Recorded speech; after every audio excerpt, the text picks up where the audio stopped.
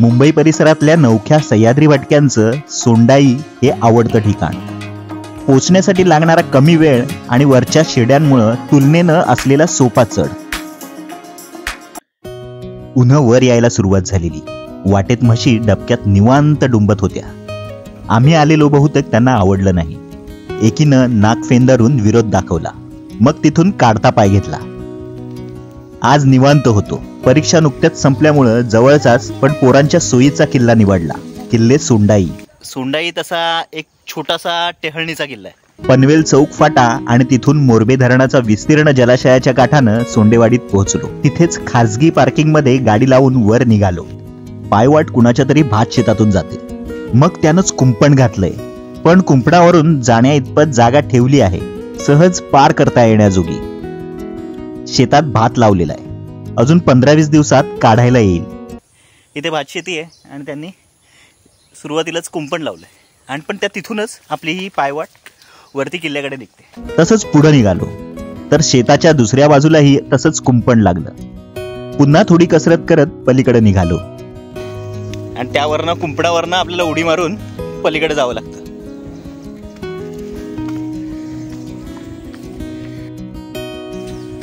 इथे वर आल्यानंतर पुन्हा एकदा एक खोपटं वजा दुकान दिसतं. सोंडाई हा छोटा आणि जवळ किल्ला आहे, त्यामुळे पुष्कळ गर्दी विकेंडला असतेच. तरी आज शुक्रवार आहे म्हणून एक्सपेक्टेड होतं की गर्दी नसावी, पण तरी खाली 2 बस लागल्यात म्हणजे पुष्कळ गर्दी वर असावी आणि सगळा गोंधळ ऐकायला येतोय. प्रशस्त अशी खडी चढण लागली.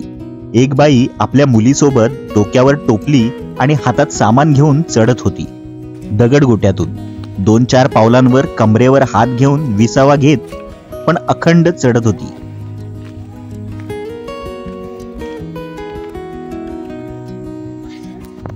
सुरुवातीच्या टप्प्यानंतर थोडी सपाटी लागली. इथेच वावर्डे गावातून येणारी वाट मिळते. समोरच एक दुकान आहे. पहिला टप्पा हा असं जरा सपाटी लागते आणि तिथेच मागे एक दुकान आहे. सपाटीच्या डाव्या अंगाला वनखात्यानं बांधलेला वॉच टॉवर दिसला. इथपर्यंत येणारी वाट ही चांगलीच प्रशस्त आहे, पण इथून पुढे रुळलेली वाट आहे, फक्त पाऊल वाट आहे. इथून गडावर लावलेले झेंडेही दिसतात. वरती मंदिर आहे आणि तिथे झेंडे लावलेत, तेही इथून स्पष्टपणे दिसतात. इथून पुढं वर चढण्यासाठी पायवाट लागली. गडावर सोंडाई देवीचं ठाणं आहे. देवीच्या नावावरून डोंगराला किंवा किल्ल्याला सोंडाई नाव पडलं आहे. पावसाळा संपल्यात जमा आहे, त्यामुळे उकाडा खूप वाढलाय. थोडंसं वळसा मारून या गचपानातून निघालोय. गवत आहे पण ही पाऊलवाट आपल्याला वर घेऊन जाते. बहुतेक सगळी गर्दी टाळता येईल. आहे का नाही तिकडच्या पेक्षा सोपा?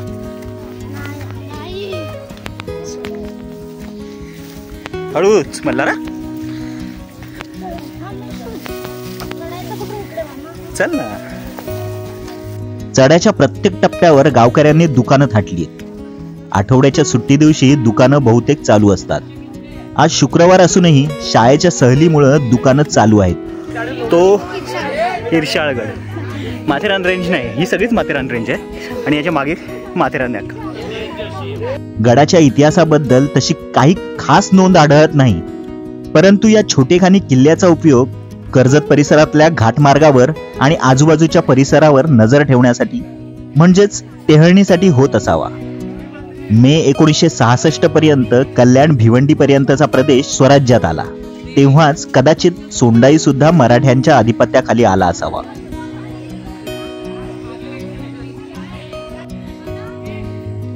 पुढं वाटेत कातळात खोदलेल्या काही पायऱ्या लागतात.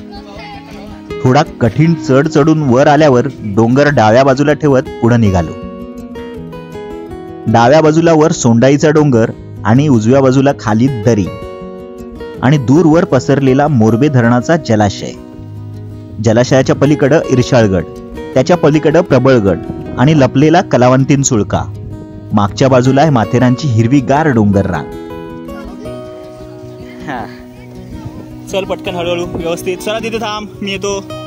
मला चल.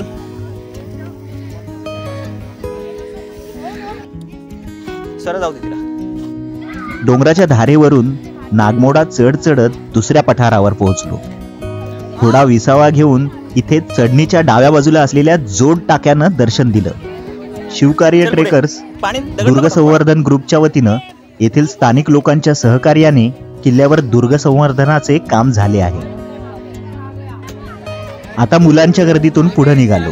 शिक्षकांनी सगळ्या मुलांना शिडीच्या सुरुवातीलाच थांबून ठेवलं होतं, त्यामुळे आम्ही निवांत वर चढलो.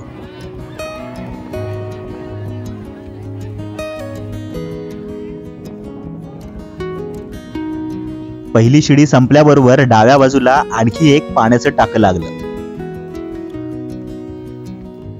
पाण्यात काही वेगळ्या प्रकारच्या छोट्या माशांचा पुंजका दिसला. हे मासे हिरवट लालसर शेपटी असलेले इवलेसे मासे झुंडीनं पाण्यावर तरंगताना दिसत होते. नाही, खूप नसेल. ते हिरवे जे दिसतात ना ते मासे आहेत कुठले तरी. मासे पाहून पुन्हा मुख्य पायवाटेवर आलो. दुसऱ्या शिडीनं वर निघालो. इथं दुसऱ्या शिडीचे 2 टप्पे लागतात. गावकऱ्यांनी जर शिड्या लावल्याच नसत्या तर हा टप्पा चढणं थोडं कठीण होतं. शिड्यांच्या शेवटाला कपारीत खोदलेलं खांब टाकं लागलं. पूर्वी साफ असायची पाण्याची टाकी, ते पाणी स्वच्छ राहायचं. पाणी किल्ल्यावर पाणी पिण्यासाठी हेच पाणी वापरलं जायचं. इथे पण एक पाण्याचा टाका आहे. खांब टाक्याच्या पुढच्या भागात आणखी एक छोटं टाकं आहे, पण तिथपर्यंत पोहोचता आलं नाही. चला, आणि पुन्हा पायवाटेनं माथ्याकडे निघालो. दगडी पायऱ्या लागतात. वर जाताना एका टप्प्यावरून संपूर्ण प्रदेश व्यवस्थित दिसतो आणि इथून दिसणारा नजारा हा अफलातून आहे. खाली मोरबे धरण, पल्याड इरशाळगड. वातावरण स्वच्छ असेल तर भिवगड, सोनगिरी, प्रबळगडाचंही दर्शन घडतं. छोटी शिडी चढून आणि कातळात खोदलेल्या पायऱ्या चढून माथ्यावर पोहोचलो. इथल्या सपाटीवर आल्यावर गड माथ्यावर जाण्यासाठी चपला इथंच काढाव्या लागतात. इथे वर सोंडाई देवीचं ठाण आहे, त्यामुळे या शिखरावर मंदिराजवळ जाताना चपला घालून जाऊ नये अशी प्रथा आहे. चपला काढूनच सोंडाई देवीच्या ठाण्याजवळ आम्ही पोहोचलो आणि आपण गड माथ्यावर पोहोचतो. गड माथ्यावर पोहोचलं की ते एक निशाण आहे भगवं, आणि तिथे झाडाखाली सोंडाई देवीचं छोटेखानी मंदिर म्हणता येणार नाही आहे, स्थान आहे.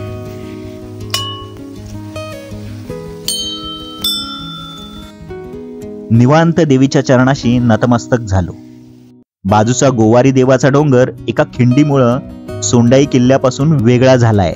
तिथे इरशाळगड आहे, प्रबळगड, त्याच्या बाजू पलीकडे कलावंतीण, ही माथेरानची डोंगर रांग. मागच्या बाजूला माथेरानचा डोंगर आणि त्यावरचं गच्च हिरवं रान लक्ष वेधून घेतं. खरं तर ही माथेरानचीच डोंगर रांग, पण मुख्य माथेरानपासून थोडी वेगळी झालेली. गडाच्या मागच्या बाजूलाही दरीत हिरवगार रान पसरलंय. माथेरानला जाण्यासाठी चोहो बाजूंच्या गावातून असंख्य पायवाटा वर पोहोचतात. त्यातल्या काही गडाच्या पायथ्याच्या गावातूनही वर जातात. एक छोटेखानी टेहळणी बुरुज असल्यामुळे इथून 360 डिग्री असा खूप सुंदर आणि विस्तृत प्रदेश आपल्या नजरेत भरतो. मग निवांत दर्शन घेऊन आणि आजूबाजूचा नजारा डोळ्यात साठवून आम्ही गड उतारायला लागलो. उतरताना मग हटकून वॉच टॉवर वर चढलो. इथून दिसणारा नजारा अफलातून आहे.